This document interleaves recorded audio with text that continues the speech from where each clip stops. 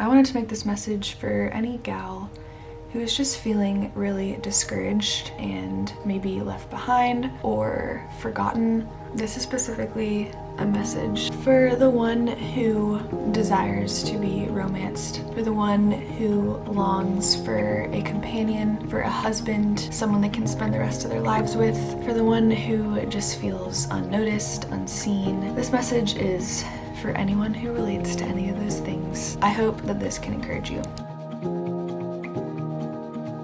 Hi everyone. So I've had this thought on my mind for so long, and I feel like I need to make a video about it because it's kind of a game-changing perspective. I'm gonna be getting ready for the day, doing my makeup as we talk about this. We're just gonna hop right in. Just a little bit of a backstory. For those who have already heard this, I'm gonna be saying it again. I thought I was gonna be married 2 months from now. I thought I was gonna be engaged by now. The love of my life, Luke, my person, my partner, the one who I will forever deeply love. He suddenly passed away in May, so almost a year ago. It was very shocking and devastating. If you want to hear that story, I'll have a video linked here that you can watch. Naturally, my whole life was turned upside down. All of my dreams completely shattered, and I've just been trying to piece together and process everything since then. So I'm not sure what your story is. I don't know what you're currently walking through, whether that be something similar to me, whether it be a breakup, whether it just be you've never dated someone at all, whether it be you are walking through heartbreak, loneliness, seeing everybody else around you seem like they're finding love and you're just kind of waiting for it. I posted on my Instagram like 6 months ago a reel about this, and this has been a thought on my mind for a while now, but something that I've been learning about the Lord lately is that He is not only my Father, my friend, and my Savior, my helper, my comforter, all these things, but He is also my romancer. And that might sound weird to you at first because you might be thinking like, isn't that sacrilegious to be thinking of God as your lover? But the answer is no, and it's actually biblical to think of God as someone who romances after your heart. A few years ago, I read a book called Captivating by John and Stacey Eldridge. It's such a great book. It changed my perspective on what it means to be a woman as a child of God. But there's a whole chapter about being romanced by the Lord. And ever since I read that 2 years ago, I've just been like thinking about it quite a bit over the past 2 years. Hear me out before you write off this idea. We as women were created by God to have a heart for longing to be pursued, longing to be romanced. And in our modern day today, that's not the most popular idea, but I truly believe that as women, we were created to long for those things. And that's a good desire. It's not a bad thing to want to be pursued. It doesn't mean you're not independent. It doesn't mean you're not strong. It doesn't mean you're weak. Something that really changed my perspective is thinking of the way that Jesus views the church and His people. In the Bible, He calls Himself the bridegroom. So we, the church, are His bride and He is our groom. As Christians, we believe that Jesus is coming back to rescue His people. And when He comes back to rescue us, that will be our wedding day, which is the most amazing thought. That in itself really brought me a lot of comfort. I was dreaming of marrying Luke.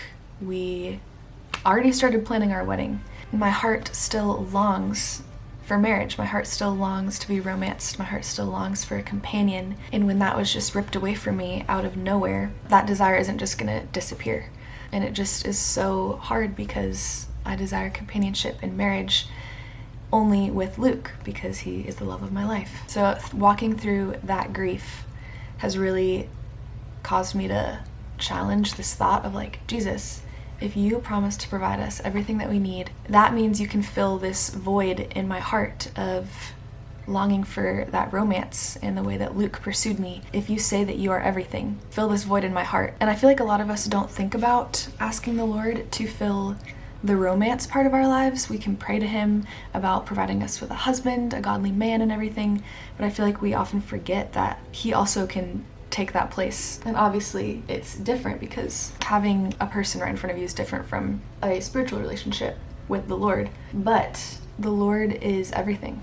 And if He calls Himself our groom, then there has to be more to that. So I've been really trying to dig deep into what that means, especially over the past 10 months. Ever since reading that book, I have had this consistent prayer of, Lord, show me the ways that you are pursuing me. Continue to show me the ways that you are romancing after my heart specifically. Because as our creator, God knows our hearts better than we even know our hearts. He knows what makes us giddy. He knows what brings us joy. He knows what we delight in. You know that feeling of somebody pursuing after you, or maybe you dream of that feeling and it's just this like, oh my gosh, somebody cares for me in that way. Somebody sees my heart and delights in my heart. I want to read a few quotes from this book.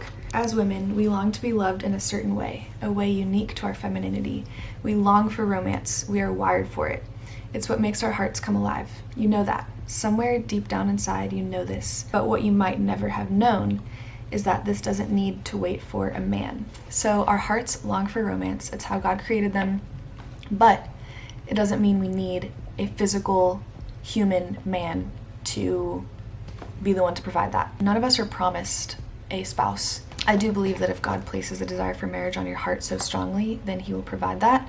Regardless if God has someone to marry for you in your life or not, he is your romancer and he is enough. You don't need someone to come and romance you because we have Jesus who fulfills that role already, which might sound a little abstract, but just stick with me. God longs to bring this into your life himself. God created marriage as a symbol of the church and Jesus's relationship to the church. So human marriage is a mirror of God's love for us, which just like, it's such a cool connection, and I think that's why marriage is the coolest thing. What would it be like to experience for yourself that the truest thing about his heart towards yours is not disappointment or disapproval, but deep, fiery, passionate love? This is, after all, what a woman was made for. I know not everybody is a hopeless romantic, not everybody has the same level of desire to be pursued, but this video is specifically a message for those who do really, really long for that. God's version of flowers and chocolates and candlelight dinners comes in the form of sunsets and falling stars, moonlight on lakes and cricket symphonies, warm wind swaying trees, lush gardens, and fierce devotion. And those words are just like poetry. I just picture like all the things that I delight in this world, like in creation, when I'm walking on the beach and I feel the wind against my skin, when I smell sweet flowers, when the sunshine is just beaming down. God knows that those things breathe life into my heart. And whenever I experience those things in real life, I picture it as the Lord romancing me, just thinking of ways that he's intentionally getting my attention and showing me that he loves me and cares for me. This romancing is immensely personal. It will be as if it has been scripted for your heart. He knows what takes your breath away, knows what makes your heart beat faster. And that fills my heart with joy, because it's not just this, oh yeah, God loves everybody, which he does, but God loves you specifically. God delights in revealing himself to those who will seek him with all of their hearts. He is an extravagant, abundant lover, and he loves to reveal his heart to us again and again. It's the littlest things that I kind of just get this sense like that is the Lord loving on me and just being sweet to me. Right after I prayed that very first prayer 2 years ago, I went on a walk and I just said, Lord, show me how you're romancing me today. And I put in my AirPods and just clicked shuffle on a random playlist. And the first song that came on was Isn't She Lovely? That song is not in my Spotify library. It literally just came on. And I know some people are probably like, that was just a coincidence. But genuinely, I believe that the Lord was answering that prayer right then and there with that song. Kind of like saying to me, you're so lovely. I encourage all of you guys to say, Jesus, how are you romancing me today? How are you pursuing me? And just watch the ways that he'll show up. What's important though is that you keep your eyes open. Don't be cynical in your heart. Live out your day-to-day life expecting how the Lord is going to love on you. It's also important that you love on the Lord as well. When you love him, you draw closer to him. And when you draw closer to him, you understand more of his heart and you understand more of his character. The closer you draw to him, the more you will see how he's romancing you. The book also says, this is not to say that life is one big romantic moment with Jesus. Life is full of demands, pressures, and disappointments. Like you, there are seasons in my life where Jesus seems very near and seasons where I can't seem to find him at all. Just like in real life, all relationships ebb and flow. So for anyone who is longing to be romanced, you're feeling this emptiness of like, I want a companion, I want a lover. And that is an opportunity for the Lord to come in. That's space for him to come in and fill that emptiness in your heart. Since God knows you personally and all of the little things about you. There's a line in this book that I just think is so cool. I keep quoting it, but it's because everything is just so good. It says, "You are meant to fill a place in the heart of God no one and nothing else can fill. Whoa, he longs for you. You are the one that overwhelms his heart with just one glance of your eyes. You are the one he sings over with delight and longs to dance with across mountaintops and ballroom floors.